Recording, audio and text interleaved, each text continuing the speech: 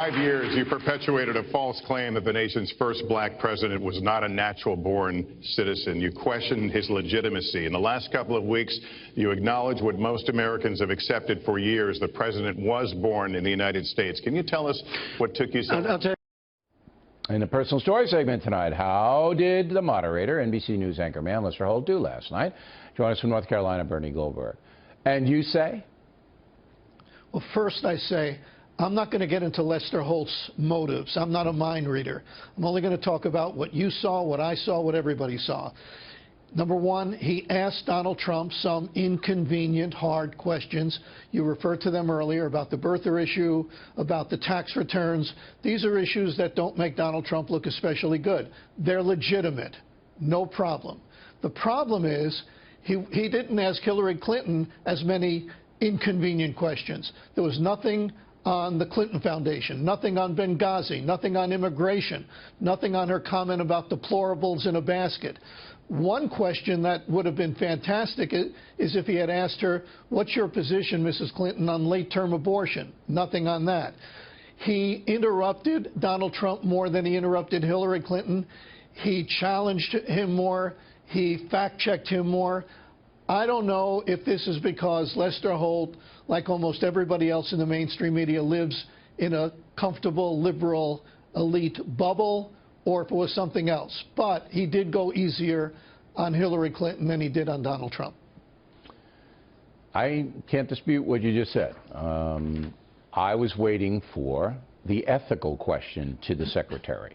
See, all you would have to do is say, Madam Secretary, do you understand why many Americans aren't supporting you because of the continuation of these ethical problems that you've had since Whitewater? And they just one after the other after the other. Is it all a right-wing conspiracy? That's all he would have had to have done. And that's a legitimate question that I was waiting for, but obviously he didn't do it. Right. A media writer for the Washington Post offered up a suggestion, a possibility for why he didn't do a lot of things in his questioning. Let me just read you one sentence. He said that Lester Holt, quote, seemed to be mindful that pushing Clinton too hard might be interpreted as badgering and sexist by her supporters. I don't know if Lester Holt was thinking that. I don't think so. But if he was, he shouldn't have been. And I'm not even sure how that comes into a story on the moderator. I mean, we don't know what he was thinking. No, nobody knows what he was thinking. But if you're a moderator, he shouldn't have been. And here's a message to the other three that are coming, the three moderators. You have to write down, okay, tough questions for Trump, tough questions for Hillary, and make sure they're balanced on a sheet of paper. All right? That's what you do. Now, I told you last week it was easy to be fair, and it turns out it didn't come out that way. No. But it is easy to be fair. Just do what you said. That's right. Now, we have 45 seconds, and I know you want to talk about Howard Dean, who we have no respect for here, just so the audience knows. His tweet. Go. Politics can be ugly. We all know that. But what Howard Dean did last night was beyond despicable. You may have noticed, people at home, you may have noticed that Donald Trump was sniffling a lot. Howard Dean tweeted this. These are his exact words. Notice Trump sniffing all the time, coke user.